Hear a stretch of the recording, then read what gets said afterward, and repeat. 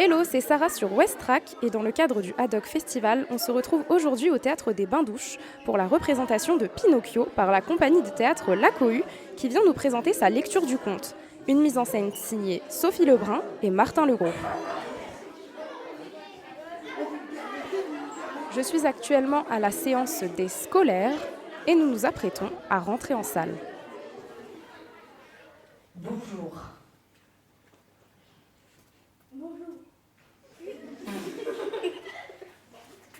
Tout ce que je vais vous raconter à partir de maintenant n'est que la vérité.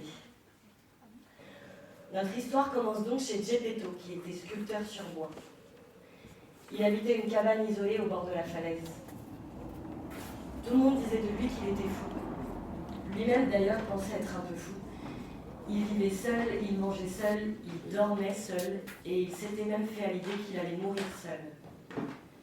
Donc, un soir, Geppetto était au téléphone chez lui tout seul avec le marchand de bois, un certain Monsieur Cerise. Allô? Allô, Monsieur Cerise? Bonsoir, c'est Geppetto. C'est Geppetto! Bonsoir! Oui, je vais bien, merci. Je voulais vous appeler au sujet du morceau d'arbre que vos livreurs ils m'ont apporté ce matin. Oui, c'est sûr, ça souffle, ouais. En ce moment, c'est un peu difficile pour moi, alors j'aurais voulu savoir si par hasard, en fait, vous auriez pu faire un petit geste. Oui, me faire un petit prix, quoi. Non, c'est pas ce que je voulais dire. C'est juste que moi, ce mois-ci, je suis un peu juste. Et comme vous m'aviez dit que de toute façon, vous vouliez vous en débarrasser, que ça vous arrangeait. Oui, je sais qu'on était d'accord. Hein. Mais c'est juste que maintenant que je l'ai devant moi, ce morceau d'arbre, je me rends bien compte qu'il est plein de nœuds. Oui, je sais qu'on était d'accord. Mais c'est juste que là, je me rends bien compte qu'il est pas fou. Mais non, mais pas vous, le morceau d'arbre. J'ai pas dit que vous étiez fou. Attends, mais quoi, mais j'essaie pas de vous arnaquer. Je demande juste un taré dans un taudis. Non, mais en fait, et je vis comme je veux. Hein. Ça va, fasciste. Mais qu'est-ce que je vais faire de toi maintenant? Qu'est-ce que je vais faire de toi maintenant? Quoi? Y'a quelqu'un? Y'a quelqu'un? T'es un morceau d'arbre? C'est ça! Et tu me parles? T'es un peu lent, mon gars! Oui, t'es un morceau d'arbre qui me parle. Ça commence à devenir gentiment... Un morceau d'arbre qui me pénible. parle, ok. En fait, je suis un morceau d'arbre. Enfin, pour l'instant, je suis un morceau d'arbre. Donc, tu veux que je te... Oui!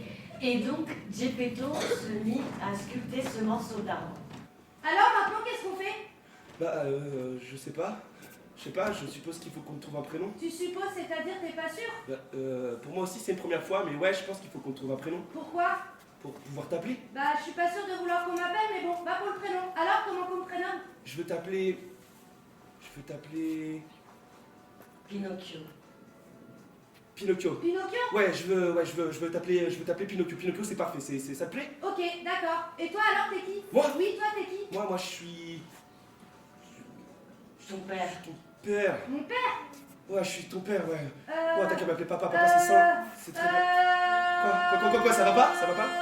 Bah, c'est-à-dire que si je pouvais choisir, enfin, je veux dire, si j'avais le choix, je préférerais pas que tu sois mon père. Je veux dire, je préférerais pas que tu sois mon père. Ah. Ouais, parce que je te connais pas vraiment. Bon, ça encore, si t'étais riche, je pourrais m'y faire, mais je te connais pas vraiment et t'es pas riche. Ou alors tu caches bien ton jeu, je veux dire, ici, y a rien ici, et si t'es mon père, je pense savoir que ça doit vouloir dire qu'il faut qu'on habite ensemble. Et moi, habiter ici avec toi, ça me branche pas, y a même pas de chambre pour moi. De chambre? Ouais, en vrai, habiter ici, c'est la honte.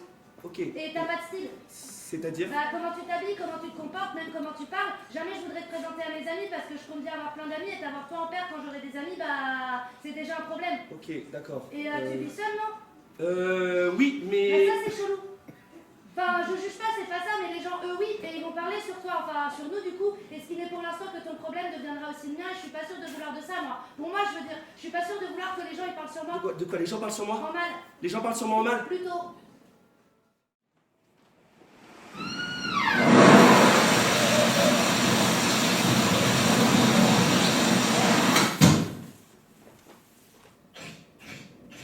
Mais ça vient d'où? C'est moi. Je suis là. Là sur le mur. Ah oui, je te vois! Waouh! Tu fais de la lumière? Et oui. Et je suis là pour t'éclairer, mon jeune ami.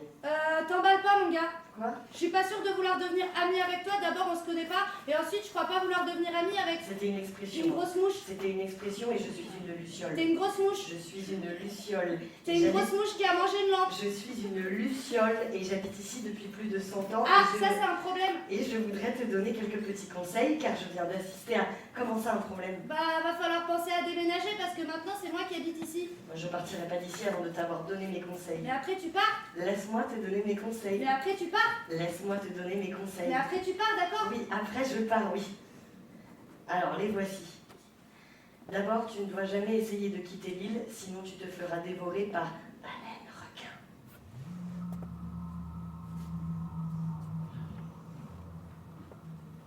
Baleine requin. Et Et c'est tout? bah... Bon bah merci, maintenant tu pars. Attends, Pinocchio. Non, je viens de le faire.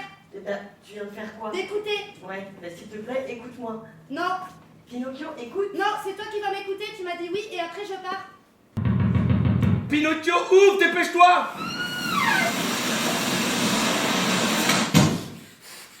Tiens, c'est pour toi ça. Pour moi? Ouais.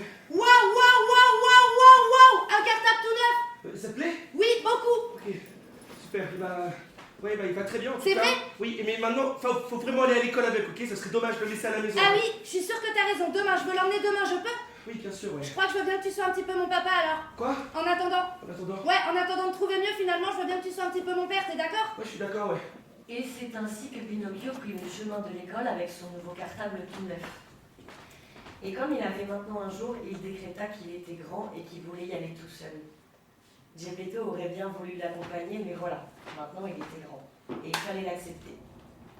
Donc Pinocchio prit le chemin de l'école tout seul, mais voilà que sur la route, il entendit de la musique. C'était un théâtre de marionnettes qui s'était installé à côté de la ville, sur un terrain vague. Pinocchio resta longtemps immobile devant l'affiche de Polichinelle. Il le trouvait plus beau que tout. C'est comme si une montagne s'était effondrée dans son cœur de bois. Il était bouleversé à l'idée de rencontrer ses semblables, car s'il est difficile d'être le seul humain dans un monde de pantins, l'inverse est aussi vrai. Alors le marionnettiste attrapa Pinocchio, il le sortit du théâtre et il l'enferma à l'arrière de son camion. Écoute, je voudrais te proposer quelque chose. Je voudrais pouvoir acheter ta voix pour pouvoir l'utiliser. J'ai vendu ma voix en or, j'espère que mon père sera d'accord. Plus jamais faim, plus jamais froid, de toute façon, j'avais pas le choix. Pinocchio! Pinocchio! Pinocchio! Pinocchio! Pinocchio! Est-ce que quelqu'un a vu Pinocchio? C'est mon fils en fait! Il est pas revenu de l'école! Pinocchio! Alors qu'en fait, t'es juste un pantin! Pantin, c'est toi le pantin fasciste. Et pourquoi vous riez vous là? Mais faut vraiment que je lui achète un manteau à mon père! Ah, mon père. Son père, elle est bien bonne celle-là! T'as que ton père il est pas de quoi t'habiller toi! Ça je veux bien le croire, mais que toi tu puisses t'habiller lui, ça j'y crois pas une seconde! Pas une seconde. Et pourquoi que je pourrais pas rhabiller mon père? Bah parce que quand un père il est pauvre, ses enfants ils le sont bien plus, tout le monde le sait! Tout le monde le sait. Bah tout le monde se trompe parce que je suis riche moi. Ah, tu me plais bien toi, menteur! Menteur, ouais. Et ça c'est pas de l'argent? C'est des vrais? On dirait vraiment des vrais, là. Je peux toucher? Donne!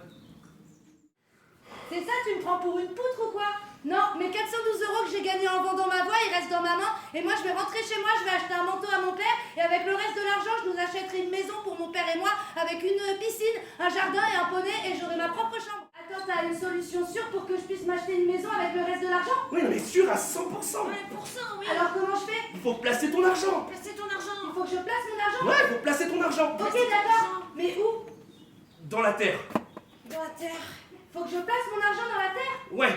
Bon, ok, faut qu'on se dépêche! La nuit elle est en train de tomber! On se retrouve de l'autre côté! Franchement, j'ai pas peur.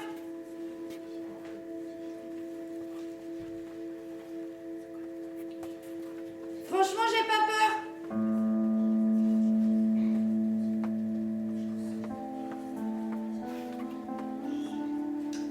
Franchement, Franchement, j'ai pas peur.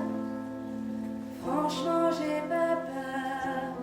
La nuit est tombée, on dirait un film d'horreur. Dis-moi, est-ce que tu pourrais m'indiquer mon chemin? Je crois que je suis complètement perdue. Je suis désolée, je ne peux rien faire pour toi. J'attends les lapins. Les lapins, mais de quoi tu parles? Oui, les lapins. Ils doivent venir chercher mes parents et mes frères. Bonsoir, monsieur le docteur. Si je vous ai fait venir à cette heure tardive, j'espère d'ailleurs ne pas vous trouver trop fatigué. Et bien que nous soyons au milieu de la nuit, je vous remercie d'ailleurs de vous être déplacé si rapidement. Et j'ai une question de premier ordre, alors j'aurais besoin de votre avis d'expert. Ce pantin que j'ai trouvé pendu à un arbre et qui est maintenant allongé là, dans le lit, je me demandais, pensez-vous qu'il soit vivant ou mort? Si, je pense qu'il reste un ultime espoir pour le sauver. Et ce qu'il lui faut, c'est mon médicament. Jamais de la vie. Et s'il ne le voit pas? Ah bah, s'il ne le voit pas, bah, il passera de mort-vivant à mort-mort. Ah. Oui, ah, comme vous dites. Et puis bah, après, vous connaissez la suite et on va pas vous refaire le coup du lapin. Quoi? Bah oui, les lapins arrivent, ils le mettent dans le cercueil, hop, le cercueil à la mer et il finit dans le ventre de baleine requin.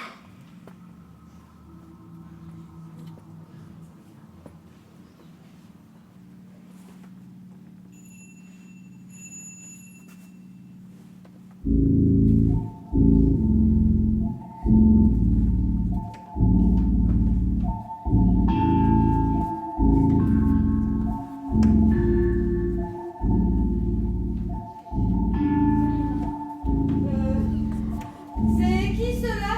Eh bien, ce sont les lapins. Et qu'est-ce qu'ils viennent faire ici? Ils viennent te chercher. Et la boîte là, c'est pourquoi? C'est pour toi la boîte. C'est pour toi. Pour te mettre dedans. Messieurs, c'est à vous, je crois. Bonsoir! Nous sommes les lapins de la mort et nous sommes venus te chercher. Nous allons te mettre en boîte, puis nous te déposerons dans la mer, puis baleine requin s'occupera du reste. Non, non, non, non, non, non, non, non, je suis pas chaud, pas froid, je me défends, pas encore assez. Vas-y, donne-moi le médicament. Ah ouais, ça fait vraiment du bien. Alors maintenant que tu vas mieux, peux-tu m'expliquer comment tu t'es retrouvé pendu à un arbre? Alors, au début, c'est parce que j'allais à l'école avec mon cartable. C'est mon père qui m'a donné un cartable, alors du coup, j'allais à l'école avec le cartable que mon père il m'a donné, même qu'il l'a volé le cartable, mon père. Enfin, toi, tu le connais pas, mais mon père, il est vraiment fort et il a pas peur. Alors du coup, j'allais à l'école avec le cartable que mon père il m'a donné, et à un moment donné, je tombe sur une affiche, mais vraiment vraiment belle. Et alors du coup, en fait, c'était une affiche avec Polichinelle. Enfin, toi tu le connais pas, mais c'est un peu quelqu'un comme moi, c'est un peu une marionnette, tu vois. Et moi, je suis tout seul sous la neige à regarder cette affiche, et c'était un peu un moment bizarre en fait. Moi, devant la plus belle affiche du monde sous la neige. Et du coup, bah normal, après je vais voir le spectacle. Alors j'entre dans le théâtre, sauf que le spectacle il avait déjà commencé en fait. Et comme bah c'était plein, moi j'étais tout derrière. D'ailleurs, je te raconte pas l'odeur là-dedans, ça sentait vraiment l'animal. Donc moi j'étais tout derrière et je voyais pas grand chose. Du coup, bah je m'avance discrètement, tu vois, pour déranger personne, bah parce que je suis polie en fait. Je suis polie, voilà, je suis polie et j'arrive tout devant. Et là, je me rends bien compte qu'il y a un truc qui cloche. Un truc pas net, un truc vraiment vraiment pas net. En fait, Polichinelle, et ben il était pas du tout comme sur l'affiche, mais vraiment vraiment pas du tout comme sur l'affiche. En vrai, il était tout mort. Enfin, pas mort, mais pas vivant non plus, tu vois, un peu comme une chaussure par exemple. Et bah moi de me rendre compte qu'on n'était pas pareil alors que je pensais qu'on était pareil, je sais pas pourquoi, ça me fait paniquer. Et là je me rappelle plus tout ce qui s'est passé. Ce dont je me souviens, c'est que je me suis retrouvée attachée et que le chef des marionnettes, qui fait plutôt peur d'ailleurs avec ses dents pourries, et ben il a voulu acheter ma voix. Bon, d'abord il a voulu me brûler, mais après il a voulu acheter ma voix. Du coup bah moi j'ai dit oui, pas pour me brûler hein, parce que je suis pas une poute non plus pour acheter ma voix. Et donc bah moi je vends ma voix, je prends l'argent, tu vois, et même que je crois que ça fait beaucoup d'argent, tu vois. Et là bah je rentre chez moi en direction de chez mon père, un peu pressée, tu vois, parce que 412 €, bah c'est sûr que c'est c'est beaucoup d'argent, tu vois. Donc là, je rentre, et en fait, la nuit, elle commençait à tomber, tu vois. Et moi, j'avais peur que mon père, il soit mort d'inquiétude, tu vois, parce que même s'il est fort, mon père, j'avais peur qu'il ait peur. Et donc là, je rentre chez moi avec mes 412 € pour la maison, et là, je croise deux gars, un chat et un renard, plutôt pauvres, mais sympas, tu vois. Et on discute, et le renard, en fait, il me dit qu'il connaît un endroit où mon argent, il peut multiplier, tu vois. Et moi, comme j'ai un projet de maison et que je suis plutôt malin, je trouve que c'est bien, tu vois. Donc le renard, il me montre l'endroit de la multiplication, et en fait, il fallait prendre un chemin qui était de l'autre côté de la forêt, tu vois. Et moi, je prends le chemin, mais tout seul, parce qu'en fait, c'était un chemin qui était juste pour les pantins, tu vois. Et à un moment donné, je croise une petite fille aux cheveux bleus, même que c'était toi. Et on se dit bonjour et tout, enfin normal quoi, tu t'en souviens. Et d'ailleurs, je t'ai pas trouvé vraiment dans ton assiette à ce moment-là, mais bon, ça arrive à tout le monde, hein. Je te juge pas, t'inquiète. Et à un moment donné, je tombe sur deux assassins habillés comme des sacs. Enfin, ouais, habillés avec des sacs. Je veux dire, habillés avec des sacs, et ils me demandent mon argent. Et moi, je suis pas d'accord en fait, parce que j'ai un projet de maison, tu vois. Et comme je suis pas d'accord, ils me pendent à un arbre. Voilà. En fait.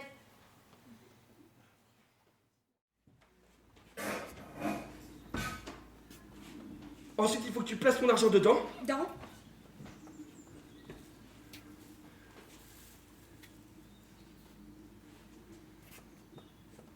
Maintenant, recouvre. Couvre.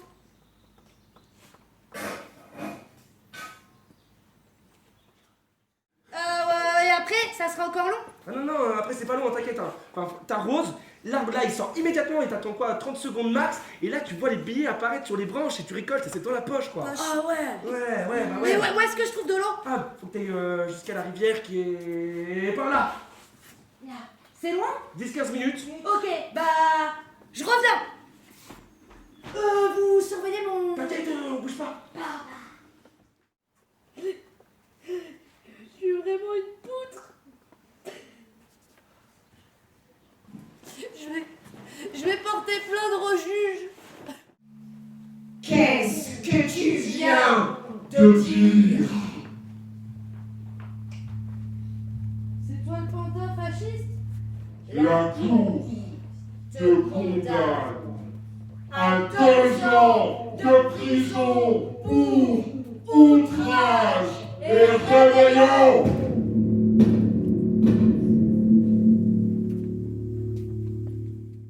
Il se passa quelques mois et un dimanche après-midi, après avoir mangé avec la femme aux cheveux bleus, Pinocchio partit tout seul se balader sur les falaises au bord de la mer et il ne revint jamais. Et c'est ainsi que se termine l'histoire de Pinocchio.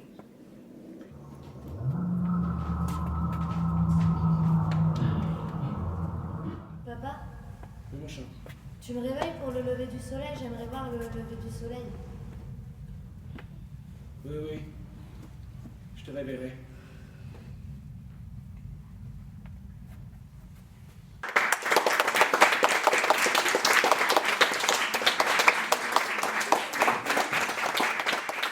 Hello, c'est Sarah sur Westrack et je suis avec les comédiens et metteurs en scène Sophie Lebrun et Martin Legros. Bonjour. Bonjour. Bonjour. Dans un premier temps, pouvez-vous vous présenter brièvement ? Eh ben, là, on va parler d'un spectacle qui est Pinocchio. Donc, on est les metteurs en scène et aussi on joue l'un ou l'autre avec d'autres comédiens dans ce spectacle. Et c'est notre métier. On est metteurs en scène et comédiens. Une compagnie qui s'appelle La Cohue. Et c'est la première fois qu'on fait un spectacle à destination, à partir de 8 ans. Justement, on va en parler. On se retrouve pour parler de la pièce Pinocchio. Alors, est-ce que vous pouvez nous la présenter vraiment en quelques mots pour les auditeurs qui ne la connaissent pas ? On est parti du conte original, c'est un conte de Collodi qui paraissait dans un journal pour enfants. Et voilà, quoi dire sur Pinocchio, c'est un peu un road trip ou un parcours initiatique d'un petit pantin qui va s'humaniser de plus en plus et va rencontrer le monde. Un monde un peu cruel et un peu étrange. Justement, je vous propose qu'on se penche un petit peu plus sur votre pièce. Vous avez choisi de réinterpréter ce classique de la littérature et nous offrir une autre lecture du conte pour votre premier spectacle destiné au jeune public. Pourquoi avoir choisi d'adapter Pinocchio ? En tant qu'artiste, qu'est-ce qui vous touche le plus dans son histoire ? Nous, on voulait faire un truc pour les enfants et on savait pas quoi. On réfléchissait, on était en train de chercher et on a eu la même idée en même temps en fait, non ? C'est dur, le pourquoi c'est impossible, mais on s'est dit qu'en fait c'était Pinocchio. C'était en tout cas ce conte qui nous parlait à ce moment donné, parce qu'on fait d'autres spectacles, mais qui parlent toujours pas mal de choses assez dures, ou qui peuvent être Des gens inadaptés aussi, ça parle de ça. voilà, de gens inadaptés. Dans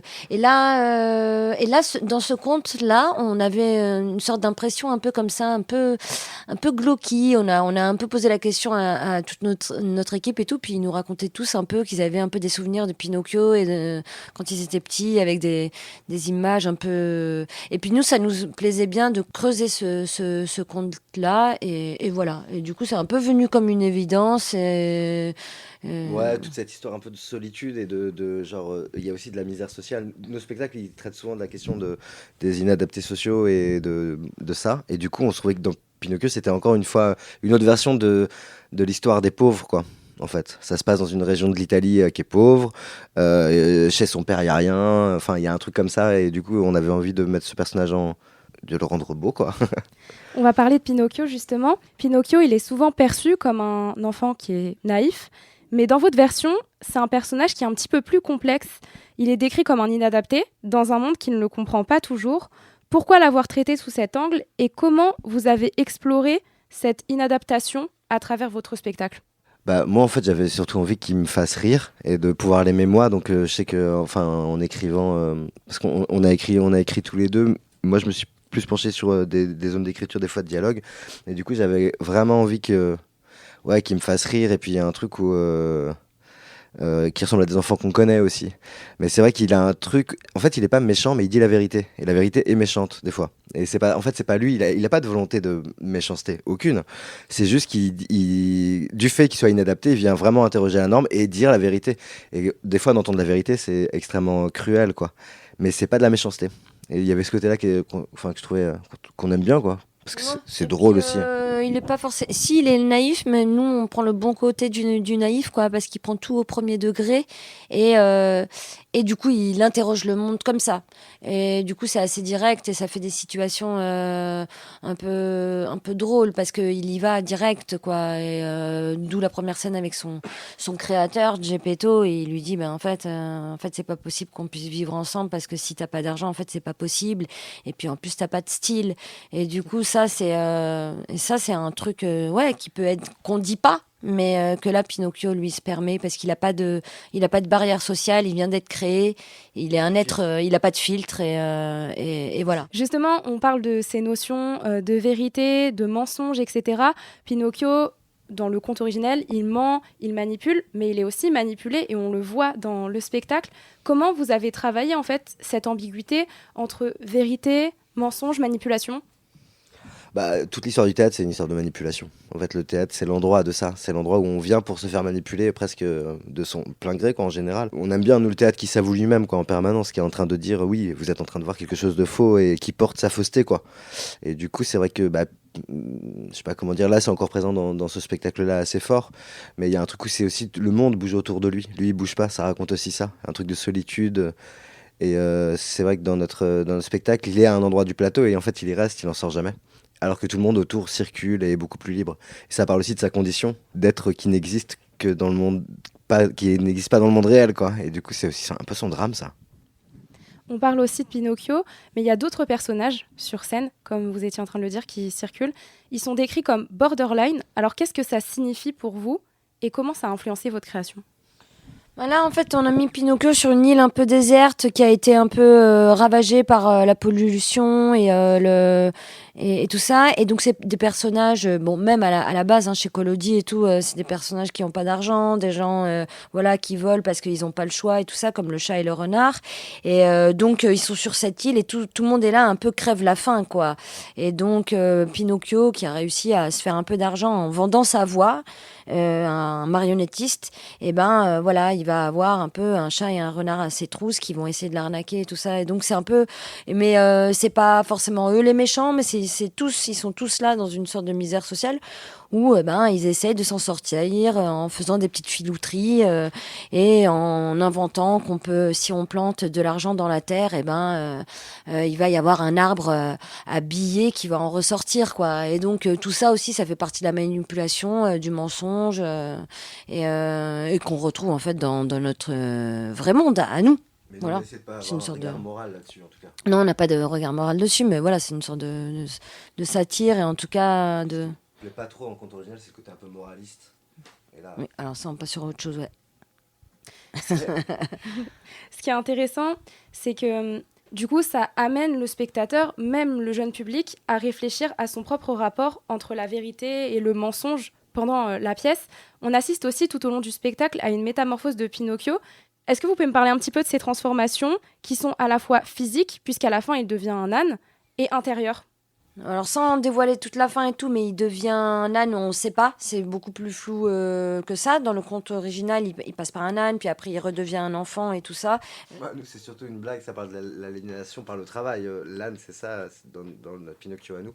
Ouais, On et a un puis peu transformé le après, truc. lui, il se transforme de toutes les façons par toutes les aventures qu'il va C'est et ça. tous et les autres personnes qu'il va croiser, ça va le transformer et il va être de moins en moins peut-être Marinétique. ben ouais, et puis manipulé, puis il va avoir il va avoir son propre chemin. Donc après voilà, lui c'est un petit bonhomme la métamorphose bah petit C'est à un petit bonhomme qui a bon cœur aussi, parce que en fait, son objectif, c'est d'acheter une maison à son père, parce que la maison de son père est pas bien. Et il a quand même un truc de. C'est ça son objectif enfin, qu'il essaie d'atteindre pendant toute la pièce, nous, c'est ça. Non, mais sur la métamorphose intérieure, mais de toute façon, il change par toutes les histoires qui Bah, le traversent. il apprend, quoi, en fait. Et il apprend. On le voit apprendre avec comme nous. un peu tout le monde. Mais il apprend un peu au contact de choses un peu dures, quoi. Ouais. Mais ça, c'est vraiment dans le conte, quoi.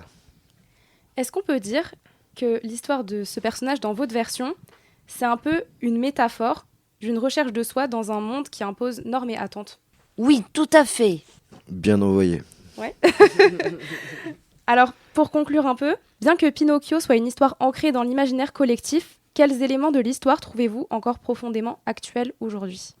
Bah, j'ai l'impression que c'est quand même des thèmes qui seront toujours actuels, parce qu'il y a beaucoup de thèmes sur la question de la liberté, de la mort aussi.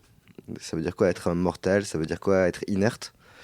Et sur la capacité qu'on a à changer. Donc pour moi, c'est un peu je sais pas comment dire, la vie, la mort, l'amour, quoi. Et la solitude, un peu. Parce que c'est un spectacle où ça parle vraiment beaucoup de la solitude. Justement, j'allais venir. À travers votre version, quel message souhaitez-vous que le public, et particulièrement les plus jeunes de la salle, emportent avec eux? Je Je suis sais pas s'il y contre a un- les messages. ouais, je sais pas s'il y aurait un message, mais du coup, nous, on aime bien que déjà les gens et puis les plus jeunes, on avait fait une promesse, c'est de rire. Et ça, je pense que les plus jeunes et les plus âgés rient. Et puis aussi, il y a des scènes qui font peur. Donc déjà, d'être un Touché. peu touché et par toutes ces émotions-là, c'est gagné pour nous.